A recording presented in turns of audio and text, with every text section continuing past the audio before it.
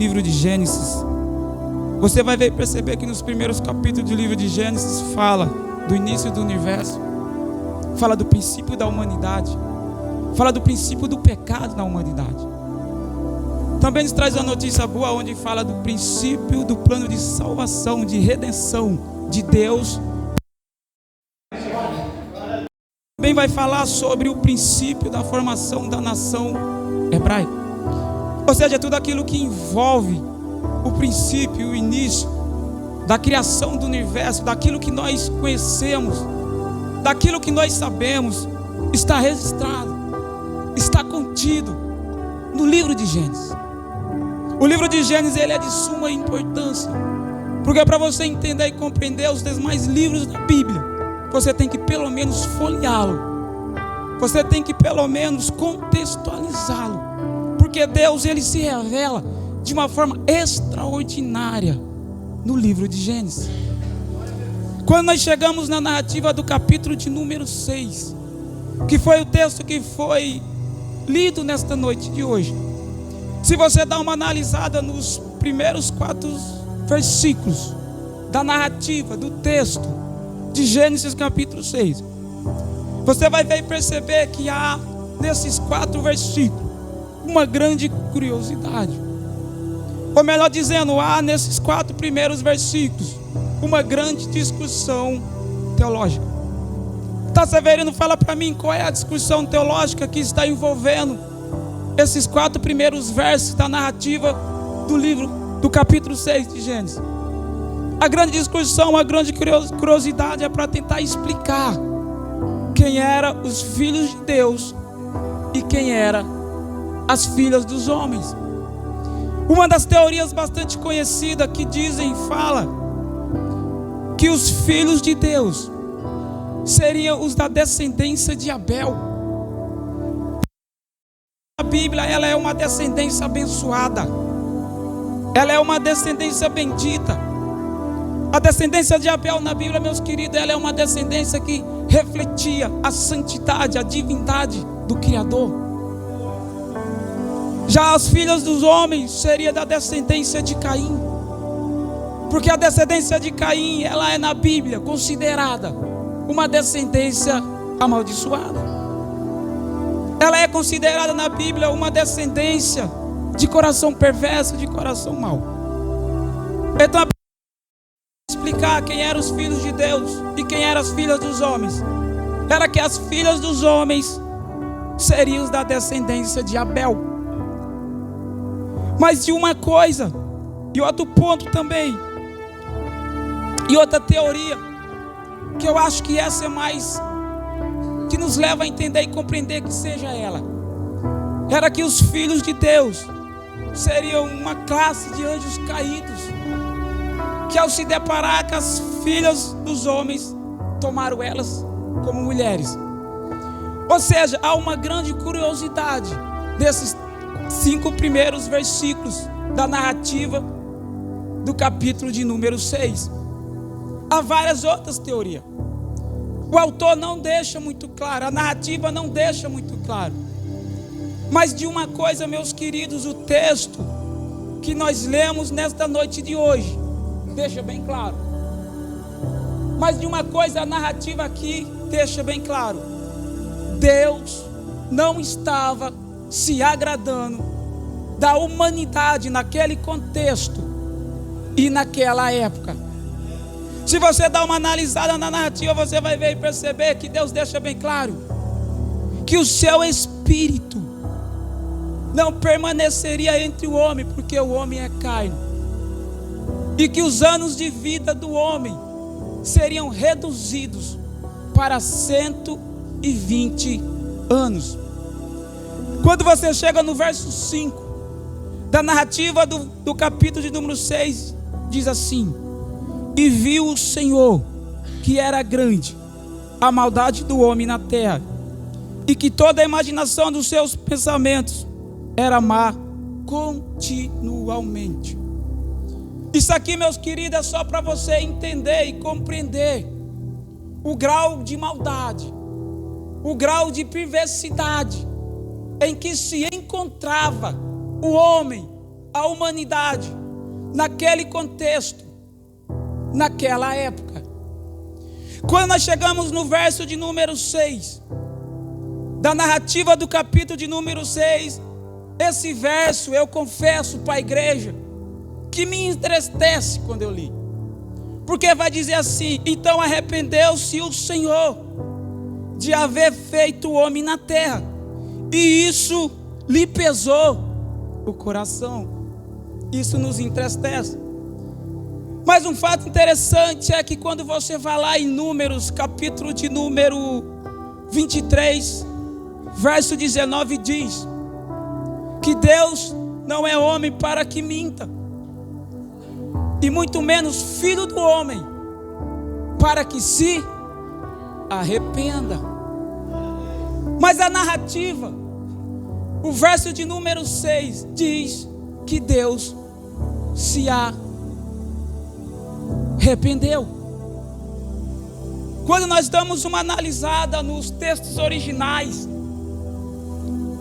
quando nós damos uma analisada nos textos, na sua originalidade, você vai ver e perceber que no texto original, a palavra arrepender-se, ela está no sentido de insatisfação. Querido, Deus não se arrependeu de ter criado o homem, porque Deus não peca, Deus não se arrepende. Deus não se arrependeu de ter criado o homem. Deus, ele estava insatisfeito com o homem que ele colocou sobre a terra. E a pergunta que eu faço para você nessa noite de hoje: Deus está satisfeito com você, querido? Deus está satisfeito com a tua atitude lá fora? Deus está satisfeito com a vida que você está vivendo? Deus está satisfeito com você? Deus está satisfeito com as tuas atitudes? Deus está satisfeito com o que você faz sozinho dentro da tua casa? Deus está satisfeito com o que você fala? Deus está satisfeito quando você está na roda de amigos? Deus está satisfeito com você? Deus tem se agradado de você? Ou Deus olha para você e o coração dele se enche de tristeza? Ou Deus olha para você, ele fica insatisfeito com a forma e com a maneira em que você está vivendo? Então Deus, por causa da maldade, por causa da perversidade, e por estar insatisfeito com a sua criação, Deus então, ele decidiu fazer o quê? Destruir o homem. Ele decidiu fazer o quê? Destruir a humanidade. Quando você chega no verso 7 da narrativa do capítulo de número 6, vai dizer: e disse o Senhor: destruirei da face da terra o homem que criei, tanto o homem como o animal, os répteis e as aves do céu, porque me arrependo de haver-os feito. Queridos, quando eu estava meditando, estudando esse texto aqui, eu confesso para a igreja que quando eu cheguei no verso 7 da narrativa do capítulo de número 6, eu parei, frisei e comecei a anotar, porque algo me chamou a atenção ali. Tá, Severino, mas o que foi que te chamou a atenção ali? O que é que os animais, o que é que a criação, o que é que a natureza tinha a ver com... O que é que a natureza, o que é que a criação, o que é que os animais tinha a ver com a maldade, com a perversidade do coração do homem? E aquilo ali me chamou a atenção, e eu fui buscar algumas informações, e lendo e meditando, alguns comentaristas falam que os animais, que a criação, que a natureza, eles foram destruídos por causa do pecado do homem. Ou melhor dizendo, os animais, a natureza, a criação, eles foram destruídos por causa da consequência da rebeldia do homem. Eles foram destruídos por causa da consequência do pecado do homem. E aqui eu já chego na primeira lição para a igreja. Ou melhor dizendo, aqui o Espírito já traz a primeira lição para a igreja. Toma cuidado com o pecado. Porque o pecado, ele tem as suas consequências. Toma cuidado com o pecado, porque o pecado, ele pode trazer consequência para você. O pecado vai te trazer consequência para o teu relacionamento com Deus. O pecado vai trazer consequência para a tua saúde. O pecado vai trazer consequência até mesmo para a sua família. Tá, Severino, prova para mim, dentro da palavra, onde que o pecado vai trazer tanta consequência para mim. Queridos, quando você vai em Josué, capítulo de número 7, se você parar para dar uma estudada na narrativa do capítulo de número 7 do livro de Josué, fala de uma vergonhosa derrota que Israel sofreu para uma pequena cidade, conhecida como a cidade de... Quem conhece a história? A cidade de... Aí, conhece? Queridos, era impossível Israel perder para a cidade de Aí. Quando você dá uma analisada no contexto geográfico daquela época, Aí era apenas uma aldeia. Era impossível Israel perecer diante da cidade de Aí. Mas Israel foi envergonhada pela cidade de Aí. Josué, então, ele se humilha diante da arca. Ele se humilha diante de Deus. Mas ele vai buscar a resposta. E quando ele vai buscar a resposta, Deus fala: Josué, Israel pereceu, nego. Israel foi envergonhado, porque havia no meio de Israel. Quando você volta na narrativa do capítulo de número 6 do livro de Josué, ainda dentro do livro de Josué, ali trata-se que Deus chega para Josué e fala: Josué, vou te entregar Jericó. Vou entregar Jericó na tua mão, Josué. Vou entregar Jericó na mão do povo, Josué. Mas Deus dá algumas ordenanças para Josué. E uma delas, tudo que está lá, todos os despojos, será consagrado. Aí entra na história, entra na trajetória, um cara sem noção, chamado Acã. A Bíblia nos diz que Acã, ele cobiçou uma capa feita na Babilônia, 2,4 kg de prata e uma barra de ouro. E por causa disso, Israel foi envergonhado. Só que Josué, quando ele passa a ter conhecimento disso, para quem conhece a história, para quem conhece a narrativa, Josué pegou Acã. Mas Josué pegou só Acã? Não. Josué pegou a sua família, o seu clã. Josué pegou os seus animais, levou até o vale de Jacó, foi apredejado e queimado. De Acã envergonhou Israel. O pecado de Acã trouxe consequência para a sua casa. O pecado trouxe consequência para a sua família. O foi expulso, mas hoje a nação sofre as suas com o pecado. Quando você vai em João capítulo de número 34, ele fala sobre a... Porque ele diz que vive no pecado se torna escravo dele. Quando você vai em Romanos 6, 23, que o salário do pecado é a morte. Toma cuidado com o pecado, porque o pecado ele vai trazer consequências para você. Trazendo uma aplicação nesta noite de hoje para a igreja simples e objetiva. Não deixe com que o pecado domine a tua mente. Não deixe que o pecado domine o teu coração. Não deixe que o pecado domine o teu corpo. Porque se ele dominar você, ele vai destruir você. Ele vai trazer consequência para você. Ele vai trazer consequência para a tua casa. Ele vai trazer consequência para a tua família. Ele vai te trazer mortes. Cuidado com o pecado, meus queridos. Porque o consequência, carro, sinal vermelho, uma hora o carro vai bater, uma hora a consequência vai chegar. Ainda há tempo, se está na prática do pecado, ainda dá tempo de se arrepender, porque se você ficar nele, vai trazer graves consequências para você. Quando nós chegamos no verso 8, aqui no verso 8 é introduzido na história, é introduzido na narrativa, um homem chamado Noé. Noé era filho de Lameque, ele era um dos patriarcas antedilúvio, e o seu nome significa Noé aparece aqui no versículo de número 8, e eu me maravilho com isso, porque Noé aparece no verso de número 8 como um homem que agradou Deus na sua geração. Queridão, Noé estava vivendo em uma geração dominada pelo pecado.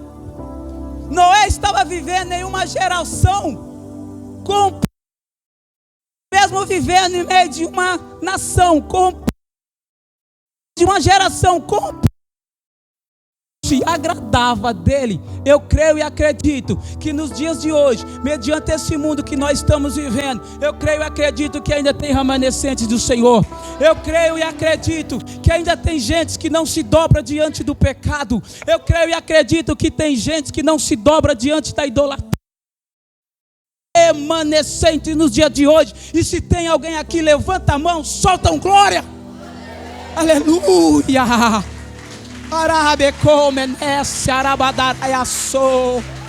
Deus é Deus e a sua misericórdia dura para sempre.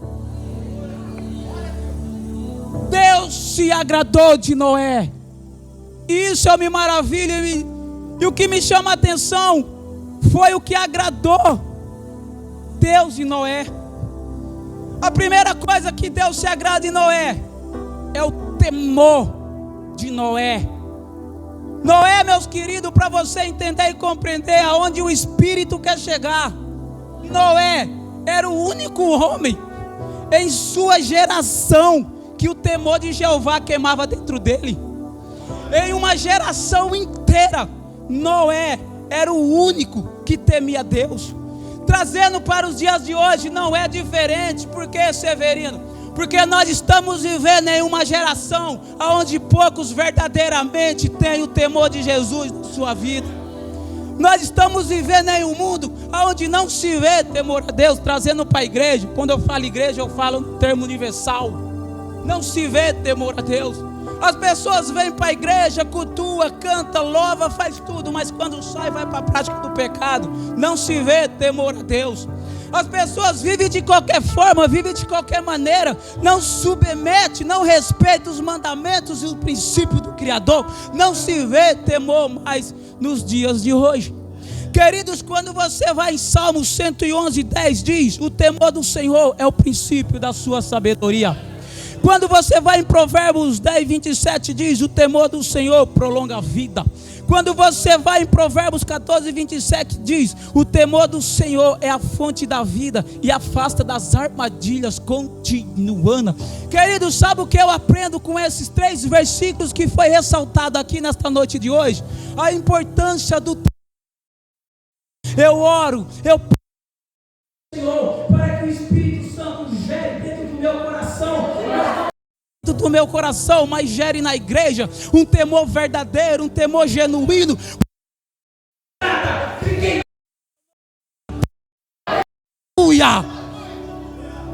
Deus se agrada de quem o teme o seu nome. Eu estou frio e saia daqui que vai à igreja nunca pode perder. O que é? Temor a Deus. Nunca perca o temor ao Senhor. Então Noé era um homem temente, mas Noé também era um homem obediente. Quando você vai no verso de número 22 da narrativa do capítulo de número 6, a obediência de Noé está registrada lá, porque diz assim: assim fez Noé, segundo tudo que o Senhor lhe mandou, Noé fez. Queridos, nós sabemos que Deus falou para Noé que iria destruir a humanidade através de um dilúvio. Dilúvio na Bíblia, quando você ouve dilúvio, o que vem à tua mente? água e chuva. Mas na Bíblia, dilúvio, meus queridos, não foi apenas água e chuva, esqueça. Na palavra do Senhor, dilúvio fala da justiça de um Deus irado sobre a humanidade corrompida. Esse foi o dilúvio daquela época, naquele contexto. Dilúvio foi a ira de um Deus irado sobre uma nação dominada. Querido, vai chegar um dia que Jeová vai se levantar do seu trono para julgar essa nação dominada. Vai chegar um dia que Deus vai se levantar do seu trono para julgar esse mundo contaminado. E a justiça de Deus está registrada em Apocalipse, capítulo 15, capítulo 16. Depois você dá uma analisada lá. Vai chegar um dia que Deus vai se levantar do seu trono, esse mundo dominado pelo pecado. Mas eu creio e acredito que quando Ele se levantar para fazer isso, a igreja que é santa, a igreja que é curada, a igreja que é remida, a igreja que é santificada, quando Ele se levantar, ela vai estar lá em cima, glorificando, exaltando.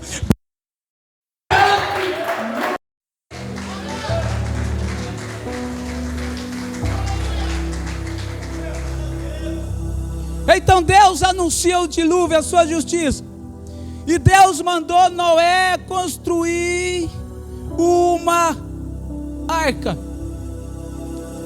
Só que Deus, quando mandou Noé construir uma arca, Deus deu as instruções para Noé. Verso 16 e diante.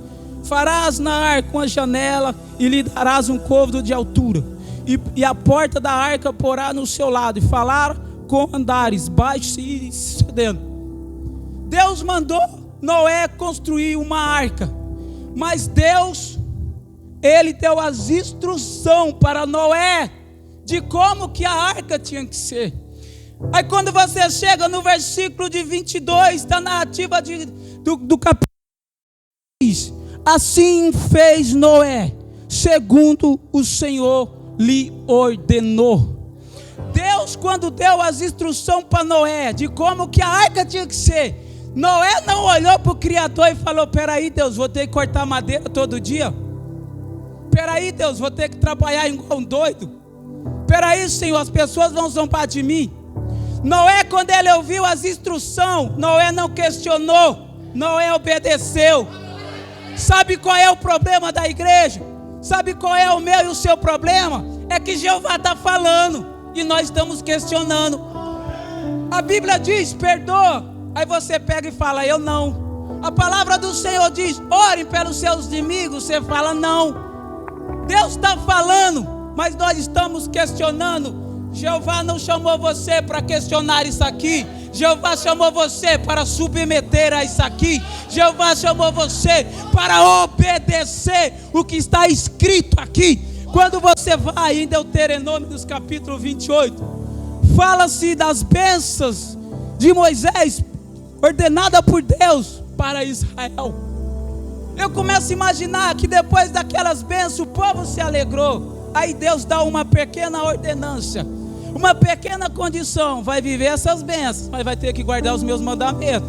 Vou abençoar vocês, mas vai ter que praticar a minha palavra. Eu quero dizer algo para você: Deus tem bênção para a tua casa, Deus tem bênção para a tua família, Deus tem bênção para o teu ministério, Deus tem crescimento, mas é uma condição: obedeça.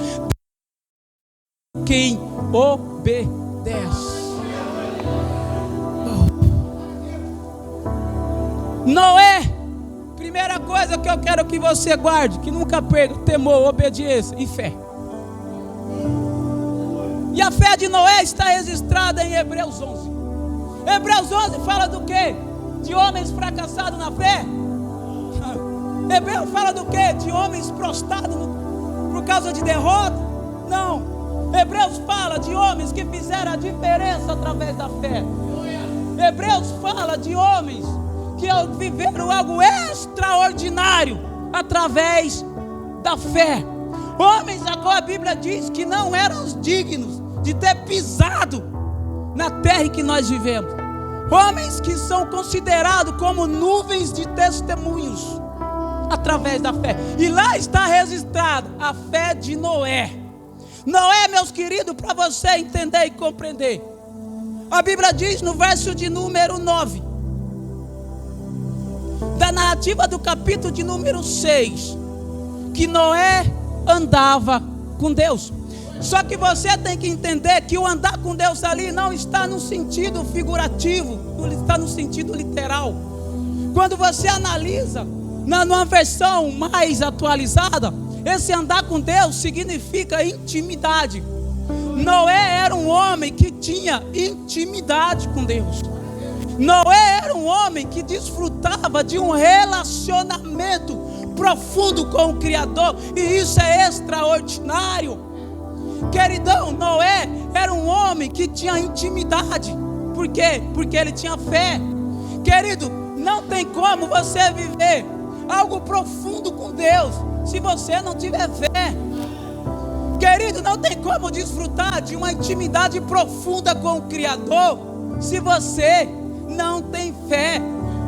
Queridos, quando você vai lá em Hebreus 11:6 diz: ora, sem fé é impossível agradar a Deus, porque é necessário que aquele que se aproxima de Deus creia que Ele existe e que Ele é galardoador.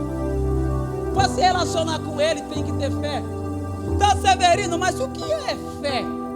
Quando você analisa na Bíblia, há vários textos que falam sobre fé, mas o que mais expõe a fé é Hebreus 11:1, onde diz: ora, a fé é o firme fundamento das coisas que se espera e a prova das coisas que não vê. O autor aqui em Hebreus capítulo 11 versículo 1, ele deixa bem claro: fé não é arrepio, esqueça. Fé não é você pensar que vai dar certo, esqueça. Fé não é sentimento, esqueça. Fé é uma certeza inabalável dentro de você. Isso é fé. Quando você vai lá em Marcos capítulo 5, ali trata bastante da fé, onde diz que Jesus vai até a casa de Jairo, porque a sua filha se encontra moribunda. Mas chegou um momento que na caminhada de Jesus, e eu estou finalizando, que uma certa mulher que tinha um fluxo de sangue há 12 anos parou e tocou em Jesus. Jesus naquele momento surpreendeu a multidão com uma pergunta: quem me tocou? Pedro olhou para Jesus e falou: mestre, que coisa é essa? Você está no meio de uma multidão, qualquer um aqui pode tocar em você. Jesus falou: não, Pedro, não me tocaram fisicamente, me tocaram espiritualmente, me tocaram através da fé. Aí a Bíblia diz que uma mulher tocou em Jesus e saiu virtude dele. Queridão, deixa eu dizer uma coisa para você: a fé nos tem o poder de extrair de Deus. A fé, ela tem o poder de trazer à tona aquilo que ainda não existe. É essa fé que Deus se agrada. Fique de pé nessa noite, porque a minha garganta já está uma benção. Pastor, você quer?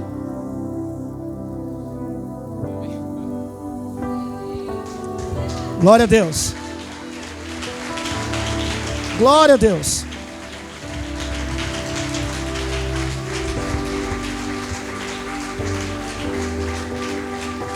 Vocês entendem?